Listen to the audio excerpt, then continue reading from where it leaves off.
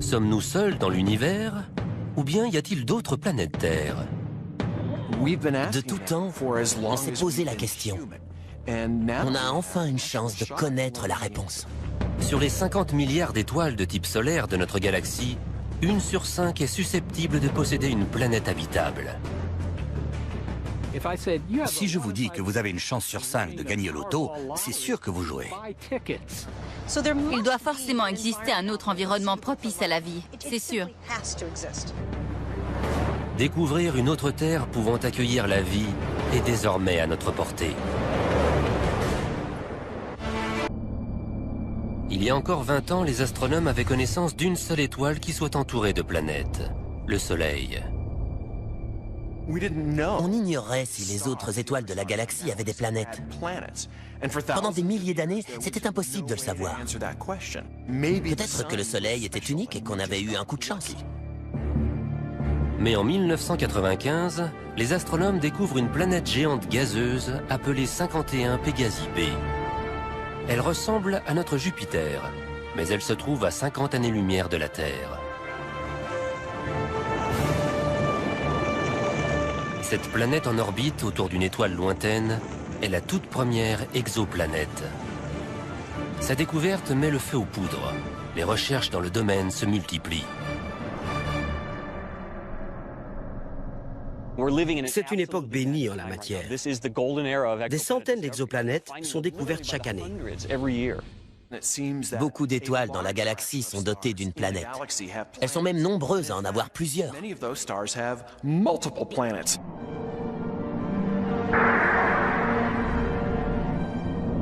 La plupart des exoplanètes ont été découvertes ces 4 dernières années, grâce à un outil ayant coûté près de 600 millions de dollars, le télescope spatial Kepler. Pour la première fois dans l'histoire de l'humanité, Kepler nous a appris que notre Terre n'était ni unique, ni même rare. Kepler repère les étoiles dont le rayonnement diminue de manière périodique. Cette baisse, parfois infime, prouve qu'une planète vient de passer devant une étoile. Kepler observe depuis l'espace une toute petite partie du ciel. Il observe 150 000 étoiles à la recherche d'un élément qui révèle la présence de planètes en orbite autour d'elle.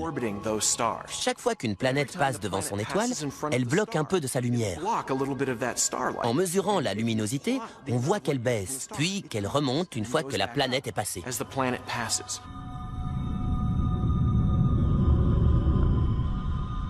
Kepler repère des planètes, mais il est incapable de nous dire si elles sont de type rocheux et donc potentiellement habitables comme la Terre, ou s'il s'agit de géantes gazeuses inhospitalières comme Jupiter.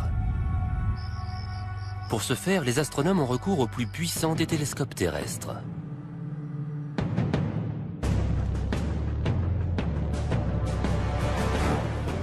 Nous sommes à Berkeley, en Californie. Il est 21 h, mais la journée de Geoff Marcy commence à peine. Ce soir, il va contrôler à distance le télescope Keck, installé sur le point culminant de Hawaï, afin d'étudier les centaines de nouvelles exoplanètes que Kepler a découvertes. Caroline, qu'on voit dans la vidéo du bas, se trouve dans les locaux du télescope Keck, à 600 mètres d'altitude, sur les flancs du volcan Mauna Kea. On lui fournit les coordonnées de chaque étoile. Ensuite, elle opère cet énorme télescope pour qu'il les étudie. Elle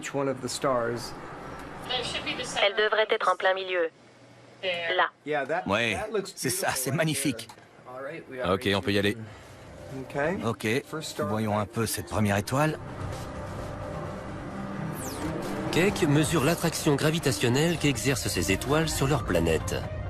Geoff Marcy en déduit la masse et la composition de ces planètes, ainsi que la distance qui les sépare de leur étoile. Ce qu'on cherche avant tout, c'est si ces planètes possèdent, comme la Terre, une surface ferme sur laquelle l'eau peut former des flaques, et sur laquelle une espèce technologiquement avancée pourrait évoluer. Ou au contraire, si ce sont des géantes gazeuses incapables d'abriter la vie telle qu'on la connaît. Si une planète est rocheuse, Geoff calcule la distance qui la sépare de son étoile.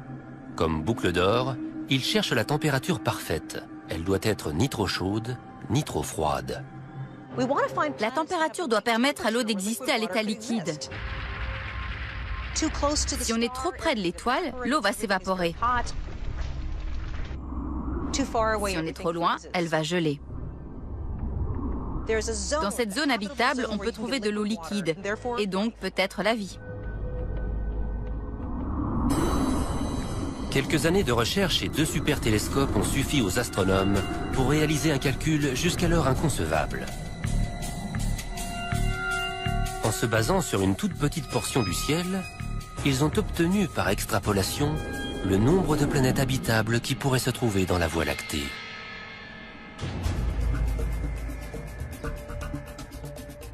Geoff Marcy et son étudiant Eric Pettigura s'apprêtent à annoncer leur découverte.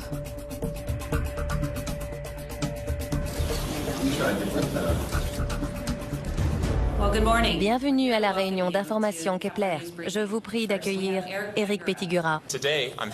Je suis heureux de vous annoncer que 22% des étoiles de type solaire possèdent une planète dans la zone habitable qui fasse entre 1 et 2 fois la taille de la Terre et qui baigne dans la même intensité lumineuse. C'est un véritable événement. Ces 22% signifient qu'il existe potentiellement 11 milliards de planètes habitables dans la Voie lactée. Faites une pile de billets de $1, un pour chacune de ces planètes, vous irez 3 fois plus loin que la Station spatiale internationale. 1 sur 5. Ça veut dire des milliards de planètes rien que dans la Voie lactée. C'est une révélation cruciale quand on cherche la vie dans l'espace. C'est une avancée historique. Maintenant, il s'agit de savoir s'il y a de la vie sur de telles planètes. C'est ce qu'on va essayer de faire. Le candidat le plus prometteur est Kepler 62, un système solaire composé de 5 planètes, dont 2 super-Terres. Elles sont plus grandes que la Terre, mais comme elles, ce sont des rocheuses dont l'orbite se trouve dans la zone habitable de leur étoile. La première a un rayon 40% supérieur à celui de la Terre. Pour la seconde, c'est 60%. Mais surtout, elle se trouve dans la zone habitable. À partir de là, on peut raisonnablement penser qu'elle possède des océans liquides. L'exoplanète 62F est située à l'extrémité froide de la zone habitable. À cette distance, si de l'eau s'y trouve, c'est sans doute sous la forme de glace. Mais si cette planète est dotée d'une atmosphère, l'effet de serre pourrait avoir fait fondre suffisamment d'eau pour créer des flaques dans lesquelles une forme de vie simple pourrait s'être développée. Sa grande sœur, 62E, serait visible dans le ciel en début de soirée. Située plus au centre de la zone habitable, cette planète est encore plus prometteuse en termes de biologie.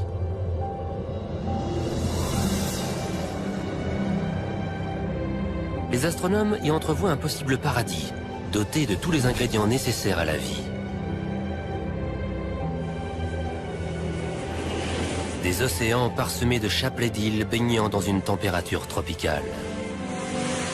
Sur Terre, ce type d'environnement est on ne peut plus favorable au développement de la vie.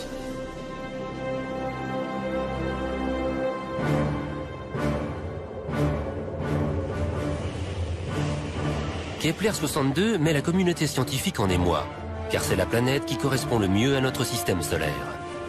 Mais une vie extraterrestre a-t-elle vraiment besoin d'une étoile pour se développer? A-t-elle seulement besoin d'une planète?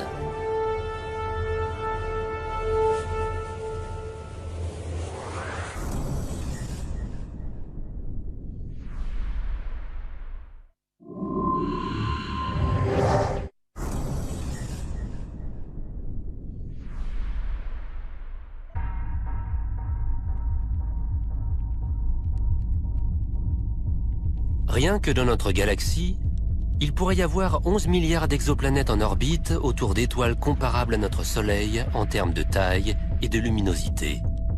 Mais ces dernières constituent seulement un quart des étoiles qui composent notre galaxie. Pourrait-il y avoir encore plus de planètes comme la Terre en orbite autour d'autres types d'étoiles? On voit ici la courbe de luminosité du transit. John Johnson cherche des exoplanètes orbitant autour de petites naines rouges. Celles-ci constituent la majorité des étoiles de la galaxie. Ce qu'on voit ici, c'est une image du Soleil, prise il y a quelques heures de ça. Ici, on voit une image d'artiste de ce à quoi ressemble une naine rouge. Les naines rouges sont si petites et si peu lumineuses qu'elles sont invisibles à l'œil nu depuis la Terre. Mais si on pouvait les voir, voici à quoi ressemblerait le ciel.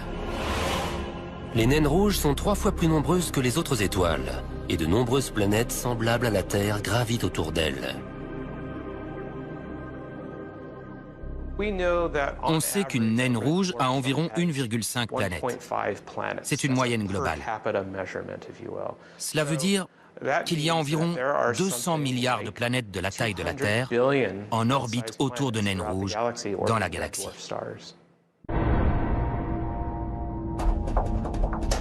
Les naines rouges sont le rêve de tous les chasseurs d'exoplanètes. De nombreuses planètes de la taille de la Terre gravitent autour d'elles, et elles sont beaucoup plus faciles à repérer. Voici l'éclipse que provoque une planète en passant devant une étoile. On voit qu'elle couvre une fraction beaucoup plus large de la surface d'une naine rouge.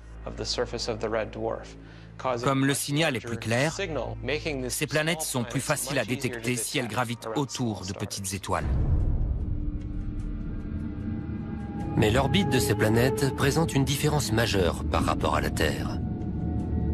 C'est comme si vous preniez les planètes telluriques de notre système solaire et que vous les rétrécissiez jusqu'à ce qu'elles aient des périodes orbitales de 30 jours environ.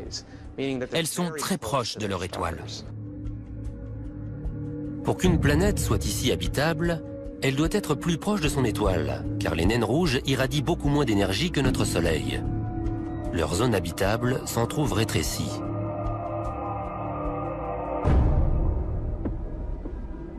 La surface d'une planète habitable gravitant autour d'une naine rouge baignerait dans une lumière cramoisie. Il suffirait de lever la tête pour apercevoir d'autres rocheuses. Certaines sembleraient 8 fois plus grandes que notre Lune et traverseraient le ciel en moins d'1 heure.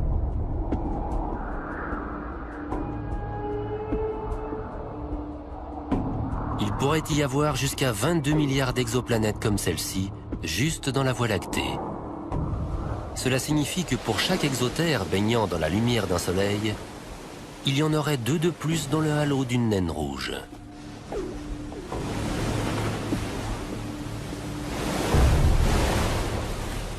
Ce sont de petites étoiles de rien du tout. Elles pourraient facilement passer inaperçues. Mais il est fort possible que ce soit autour de naines rouges que gravite la plus grande part des planètes capables d'abriter la vie.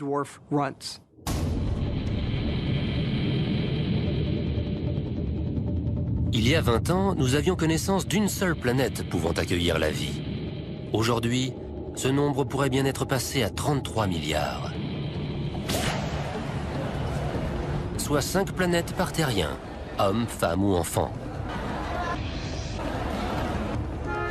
Mais ce chiffre pourtant colossal pourrait être en deçà de la réalité.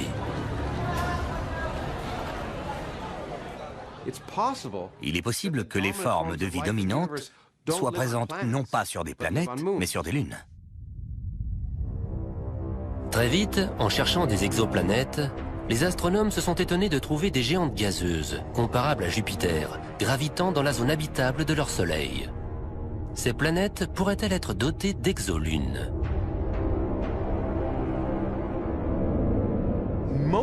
On découvre surtout des planètes de la taille de Jupiter.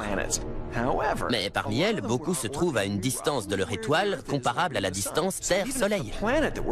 Donc même si elle est inhospitalière, une telle planète pourrait avoir une lune dotée d'une atmosphère sur laquelle la vie pourrait se développer.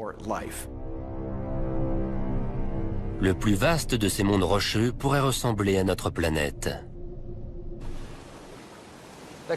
Il pourrait y avoir des milliards d'exolunes dans l'univers. Certaines avec une surface de glace recouvrant des océans, d'autres, volcaniques, crachant leurs entrailles dans l'espace, et même des paradis fourmillants de vie. Pour repérer des exolunes, David Kipping cherche une double diminution dans la courbe de luminosité d'une étoile. On cherche les exolunes de la même manière qu'on cherche les exoplanètes, en les observant lorsqu'elles passent devant leur étoile. Si une exoplanète possède une lune, on observe une baisse importante due à l'exoplanète, puis une baisse plus petite à droite ou à gauche qu'on attribue à la lune.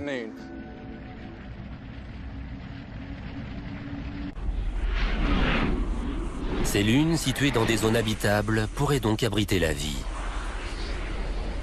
Mais grâce à une bizarrerie géologique, il est également possible que des lunes se trouvant à des millions de kilomètres d'une zone habitable soient de potentielles candidates. Les exoplanètes ont une seule manière de se réchauffer. Elles utilisent le rayonnement de leur étoile. Mais les lunes ont deux possibilités. La chaleur de leur étoile, mais aussi le réchauffement par effet de marée. Une lune a souvent une orbite elliptique. La distance qui la sépare de sa planète est donc variable. Lorsqu'elle en est proche, la force gravitationnelle de la planète peut provoquer un soulèvement de son paysage sur plusieurs mètres de hauteur, une sorte de marée rocheuse. Un phénomène de cette ampleur génère des frictions qui réchauffent le cœur de la Lune.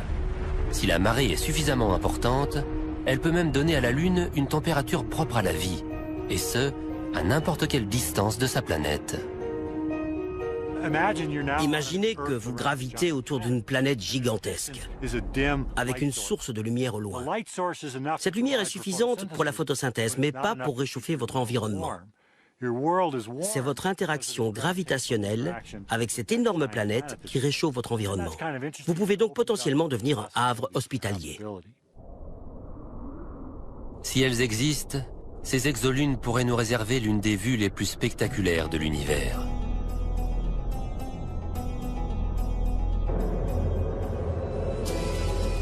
Imaginez un monde rocheux semblable au nôtre, doté d'océans, de montagnes, mais avec dans le ciel une gigantesque planète entourée d'un anneau, ainsi qu'une autre lune, en perpétuelle éruption. Les exolunes semblent tout droit sorties d'une œuvre de science-fiction.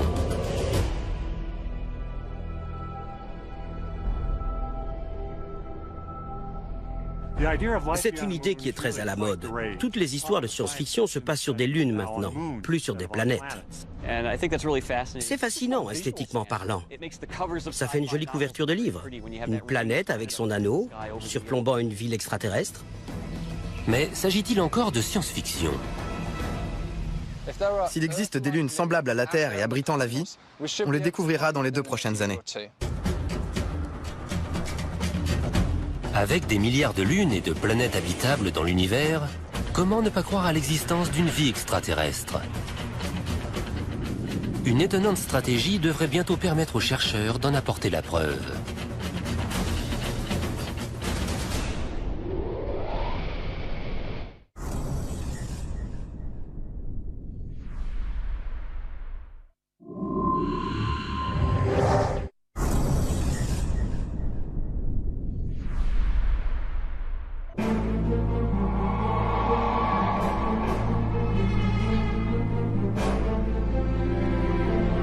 Grâce à d'impressionnantes avancées technologiques, les scientifiques ont enfin réussi à percer les secrets de la Voie lactée. La Terre n'est pas unique. Des dizaines de milliards d'autres planètes et de lunes potentiellement habitables sont disséminées dans toute la galaxie.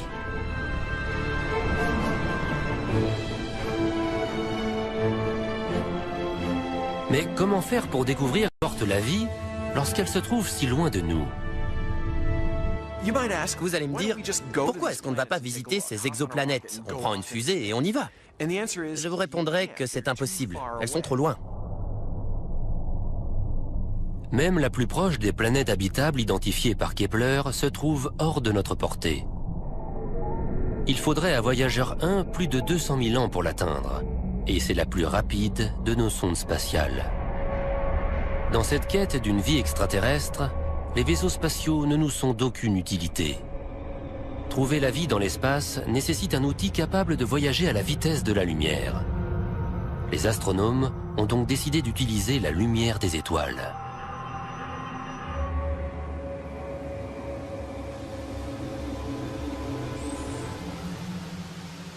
Il y a plusieurs centaines d'années, on a réalisé qu'on pouvait décomposer la lumière des étoiles selon les couleurs de l'arc-en-ciel pour étudier leurs constituants. Voici l'arc-en-ciel correspondant à la lumière émise par notre Soleil. Les intervalles noirs, appelés lignes d'absorption, sont une sorte de signature. Ils indiquent aux scientifiques la composition chimique de l'atmosphère du Soleil.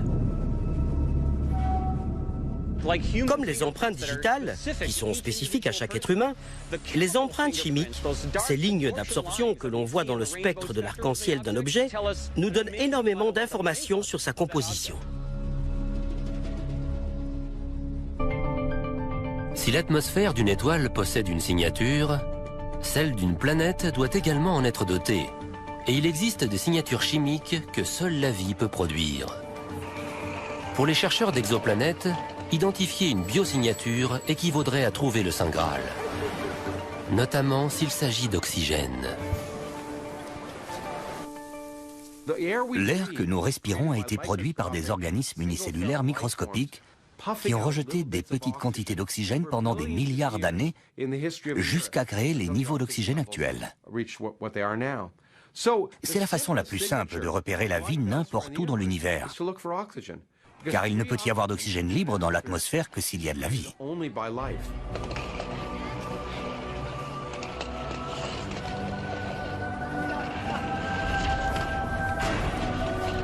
Il est relativement simple de capturer et de décomposer la lumière d'une étoile lointaine.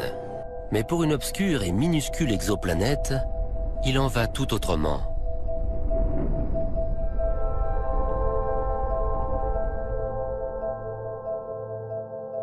L'étoile est très lumineuse et l'exoplanète est très sombre, alors qu'elles sont très proches.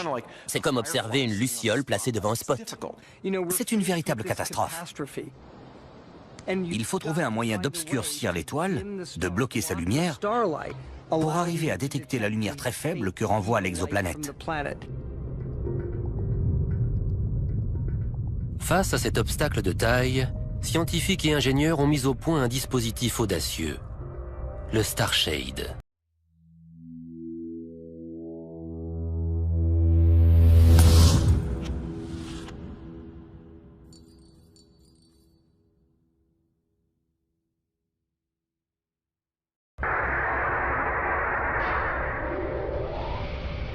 Ce large écran spatial se déploierait à une distance de 50 000 km d'un télescope robotique, afin de bloquer la lumière des étoiles distantes. Si ce dispositif fonctionne, nous pourrons pour la toute première fois observer directement des exoplanètes de taille similaire à la Terre, comme si l'on recréait une éclipse solaire. On pourrait penser que la meilleure stratégie serait d'utiliser un écran circulaire. Mais il y a un problème, c'est que la lumière se courbe. Elle contourne les bords de l'écran et revient vers son centre, ce qui gâche complètement ce que vous étiez en train d'essayer de faire, à savoir bloquer la lumière. En forme de fleur, Starshade empêche la lumière de contourner l'écran. Il faut installer de petites extensions, comme des pétales, tout autour de cet écran circulaire. Ça éloigne la lumière de son centre et ça l'obscurcit pour que l'exoplanète puisse bien ressortir. À condition que Starshade puisse un jour décoller. Abandonné pendant des années, le projet vient d'être repris par une équipe déterminée à prendre, grâce à lui, la première photographie d'une exoterre. Aujourd'hui, les ingénieurs de la NASA testent le mécanisme chargé d'ouvrir les délicats pétales de Starshade une fois que ce dernier aura été déployé dans l'espace. Cette armature aura la taille d'une maison. Chacun de ces 60 points devra être placé au micromètre près. C'est notre troisième essai. À chaque fois, on fait autrement, parce qu'il se passe toujours quelque chose que l'on n'avait pas prévu. Sans doute qu'aujourd'hui, aussi, on aura des surprises. Les ingénieurs observent le déploiement de cette délicate structure. Ils sont prêts à interrompre le test à tout moment. Attendez, doucement. Le moindre accroc pourrait suffire à enrayer cette belle mécanique. Bien vu. À 5 cm près, ça allait sauter. C'est bon, on peut reprendre. L'équipe, de plus en plus confiante, regarde la structure prendre forme. Cette fois-ci, ils ont réussi. Tout s'est bien emboîté? Bravo à tous. Bien joué, David. Si tout se passe bien, Starshade sera lancé dans les 10 prochaines années. Il offrira peut-être au monde la première image d'une exoplanète vivante. Quand on aura cette première image, quand elle fera la une de tous les journaux, ce sera comme le premier pas sur la Lune. Le monde entier en sera soufflé. Mettre au jour un autre système qui nous amènera à d'autres découvertes et peut-être même à des échanges, pour moi, c'est la plus grande avancée à laquelle l'homme puisse prétendre. Il me semble que ça en vaut la peine.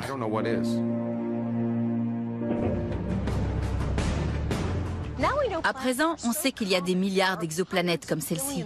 Il doit forcément exister un autre environnement propice à la vie. C'est sûr. Mais à quoi ressemblerait une vie extraterrestre?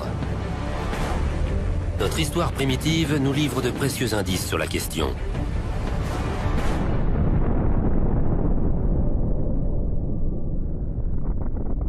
La Terre est née du chaos cosmique qui régnait il y a 4,5 milliards d'années.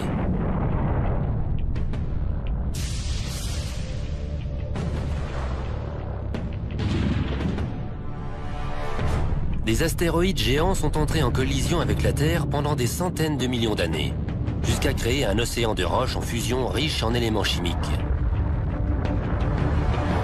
Lorsque ces bombardements cessent enfin, la température de la Terre diminue suffisamment pour que se forme une surface solide. C'est alors que survient le miracle.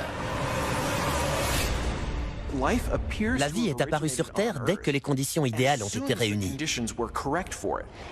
La vie a commencé dès que la Terre s'est solidifiée. Il y a donc une formule magique. Dès que la température et les éléments chimiques correspondent, c'est quasi automatique. Nous ignorons encore si la vie apparaît de manière automatique. Cependant, la plupart des scientifiques s'accordent à dire que pour ce faire, les éléments de base nécessaires doivent baigner dans une soupe primordiale.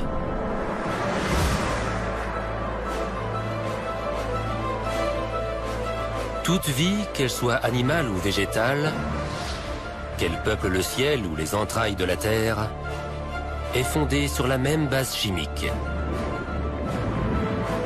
De longues chaînes d'ADN composées d'éléments chimiques comme le carbone, l'hydrogène et le phosphore. En fouillant le ciel à l'aide de leurs télescopes, les scientifiques ont découvert que les composants nécessaires à la vie sont présents partout. Dans les astéroïdes, dans les nuages gazeux et dans les étoiles.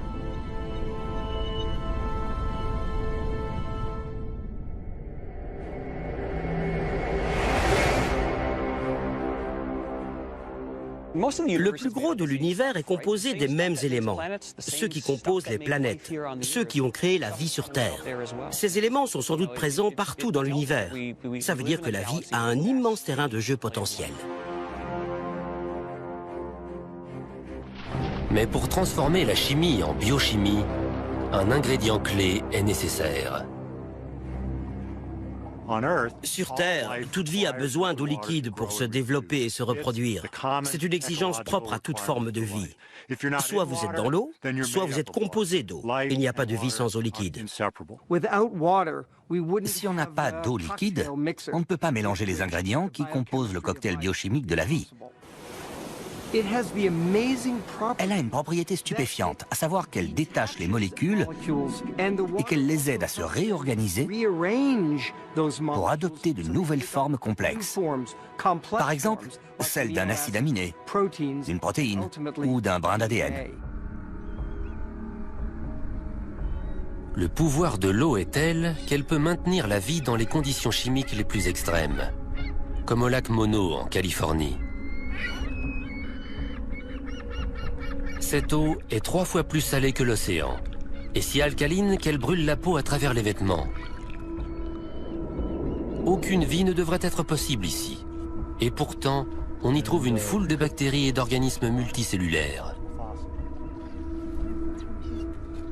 Les exobiologistes étudient ce type d'habitat extrême afin de comprendre où la vie pourrait être possible ailleurs dans la galaxie. En étudiant ces environnements, on définit les limites de la vie. La température, la salinité, les pH possibles, on en tire une sorte de guide pour savoir comment chercher la vie sur d'autres planètes.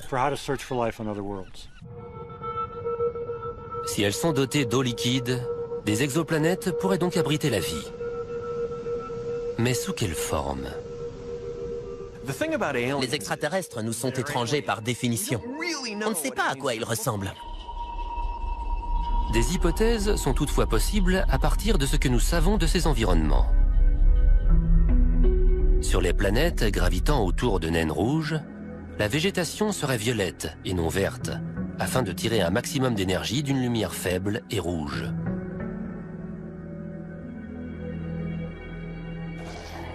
La science-fiction est peuplée d'êtres étranges, mais en vérité, les extraterrestres pourraient bien nous ressembler. La science-fiction se trompe. Je pense que dans ces autres mondes possibles, les choses pourraient être comme sur Terre. Les poissons ressembleraient à des poissons dans n'importe quel océan, parce que c'est la meilleure façon de se déplacer dans l'eau. Sur Terre, l'évolution a favorisé des formes similaires dans des environnements identiques. Il est donc facile de confondre un dauphin et un requin, même si l'un est un mammifère et l'autre un poisson. Il y a donc fort à parier que les créatures peuplant un océan extraterrestre auront elles aussi cette forme effilée caractéristique. Elles seront différentes du point de vue biochimique, mais elles nous sembleront familières, car la forme des organismes vivants est déterminée par des interactions entre la physique et la biomécanique. Et ce sera la même chose sur d'autres planètes. Les oiseaux ressembleront à des oiseaux, les poissons à des poissons. C'est à l'intérieur qu'ils seront différents. Les exoplanètes sont incroyablement distantes de la Terre. Des milliers d'années pourraient s'écouler avant qu'il nous soit possible de croiser le regard d'un extraterrestre. Entendre sa voix, en revanche, pourrait être possible bien avant cela.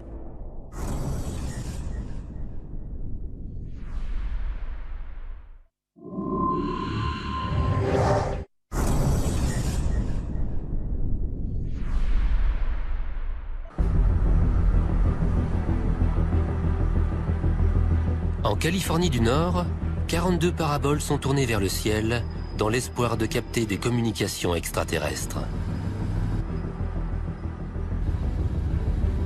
Seth Shostak est astronome émérite au sein du programme SETI pour la recherche d'une intelligence extraterrestre. D'après lui, des civilisations extraterrestres pourraient envoyer des ondes radio dans l'espace. Le réseau d'antennes du télescope Allen attend patiemment un signe de leur part. Quand on cherche une forme d'intelligence dans l'espace, des extraterrestres, comme on dit, il y a différentes approches.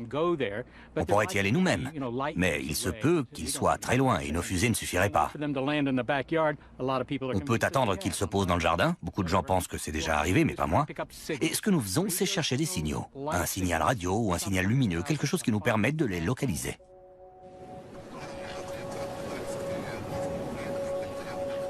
Les ondes radio sont des impulsions à basse fréquence parfaites pour la communication dans l'espace. Elles sont très puissantes et faciles à produire.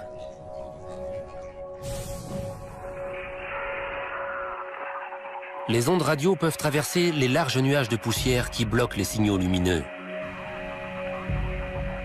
Elles peuvent transporter de vastes quantités d'informations codées. Sans parler de leur principal avantage, elles voyagent à la vitesse de la lumière. C'est vraiment la meilleure manière de s'adresser aux extraterrestres. Même si vous êtes une civilisation avancée et que vous avez un outil de communication qui utilise les neutrinos ou les tachyons, vous savez qu'il existe d'autres civilisations moins avancées technologiquement. Si vous voulez qu'elles vous comprennent, vous vous mettez à leur niveau en utilisant des ondes radio. Donc, la façon la moins coûteuse de découvrir une forme de vie extraterrestre, c'est d'être à l'écoute de ces ondes. C'est la mission du programme SETI depuis plus de 50 ans.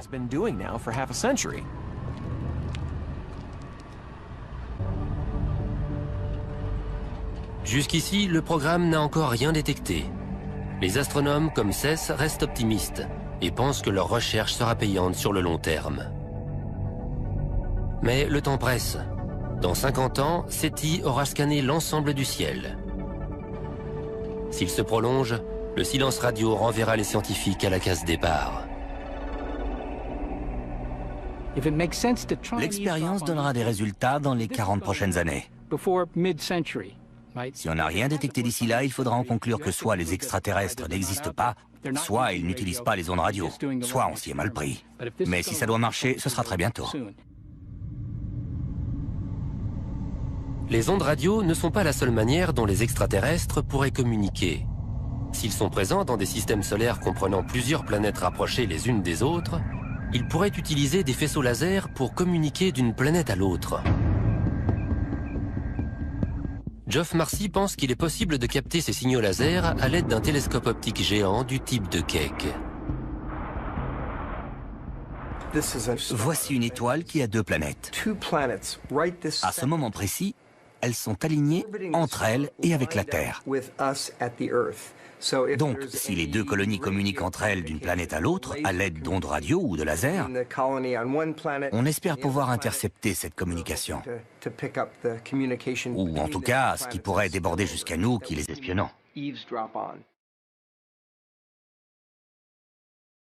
Ce soir, pas de signaux laser. Mais qui sait ce que nous réserve demain? Si jamais E.T. nous contactait, que ferions-nous? Lui répondrait-on? Lui expliquerait-on qui nous sommes, nos cultures et nos traditions? Nos avancées scientifiques? Et dans quelle langue? Il faudrait envoyer beaucoup d'informations, parce que la transmission n'irait sans doute que dans un sens. À 100 années-lumière de distance, le signal met 100 ans à arriver et 100 ans à revenir avec une réponse. Mieux vaut tout envoyer d'un coup. Moi, j'enverrai les serveurs de Google. Je leur enverrai Internet pour voir ce qu'ils en font.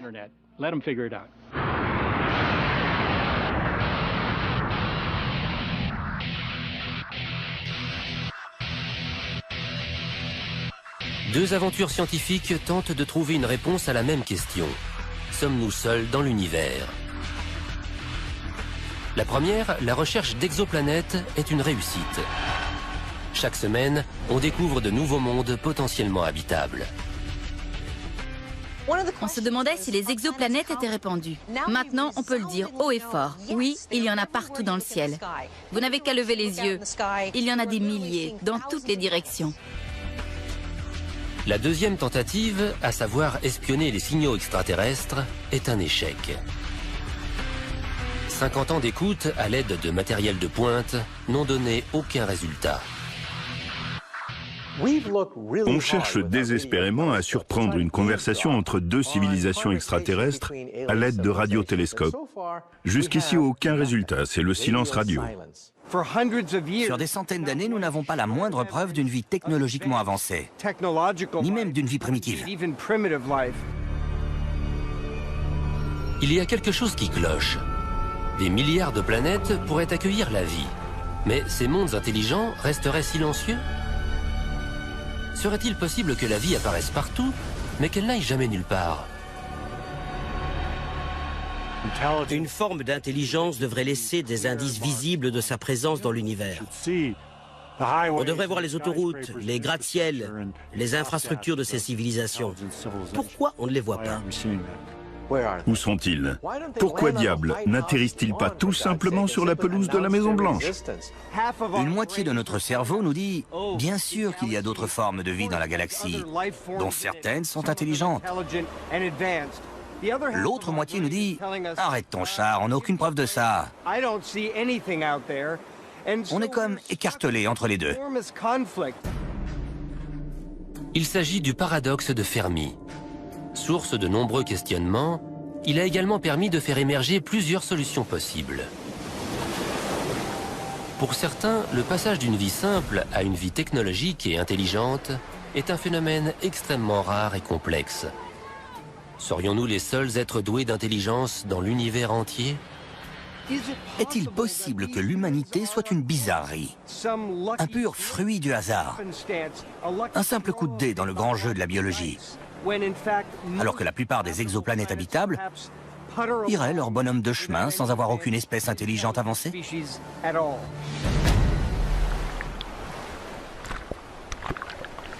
Notre évolution est le résultat d'une série d'heureux hasards et de coïncidences cosmiques peu susceptibles de se répéter exactement dans le même ordre.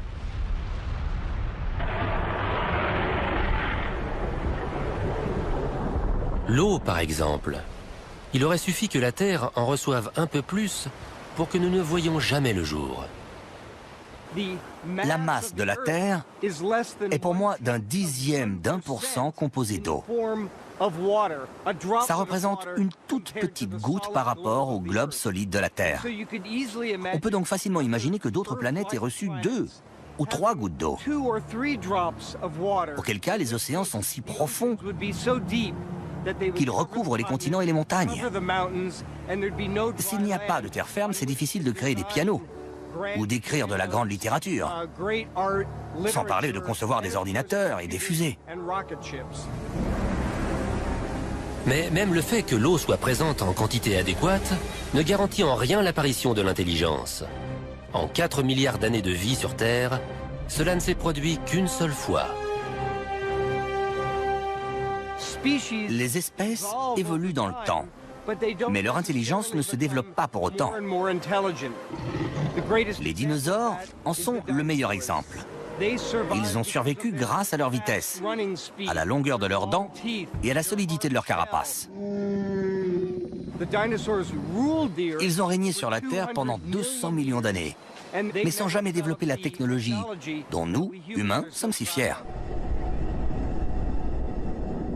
Et sans un autre coup du sort cosmique survenu il y a 65 millions d'années, les dinosaures et leurs modestes cerveaux seraient peut-être restés l'espèce dominante sur Terre. L'intelligence est peut-être extrêmement rare, même si la vie existe partout. Dans ce cas, l'homme est peut-être encore plus précieux qu'on le croyait. Il est aussi possible que des civilisations se soient développées ailleurs dans l'univers, qu'elles aient connu un rayonnement hors du commun, puis qu'elles se soient éteintes, bien avant que l'homme ait développé la technologie lui permettant de les détecter. L'intelligence est une arme à double tranchant. Si les civilisations disparaissent au bout de quelques centaines de milliers d'années, nous avons encore moins de chances de les trouver. Une chose est sûre, partir à la recherche d'autres civilisations que la nôtre a changé notre propre regard sur l'humanité. À présent, nous savons que notre Terre n'est qu'un petit point bleu parmi des milliers de planètes pouvant abriter la vie.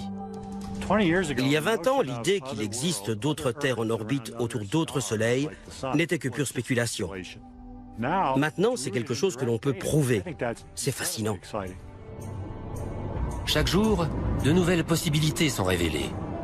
La vie pourrait exister sur des mondes semblables aux nôtres, sur des planètes en orbite autour d'étoiles naines, ou même sur des satellites appartenant à des géantes gazeuses. Nous sommes en train de vivre une période de croissance exponentielle dans le nombre des exoplanètes que nous découvrons, mais aussi dans la variété d'endroits où nous les trouvons. Ces découvertes remettent profondément en question notre perspective sur la vie humaine et sur l'existence d'autres formes de vie extraterrestres. Pour moi, la vie est partout. Et comme il y a plus de 100 milliards d'étoiles dans la Voie lactée, je serais vraiment surpris qu'aucune intelligence ne se soit développée ailleurs dans notre galaxie. J'ai hâte que nous puissions prouver que la vie existe ailleurs que sur la Terre. Je me fiche que ce soit une bactérie ou une civilisation douée d'intelligence. Ce sera la preuve que nous ne sommes pas seuls. Et ça va tout changer.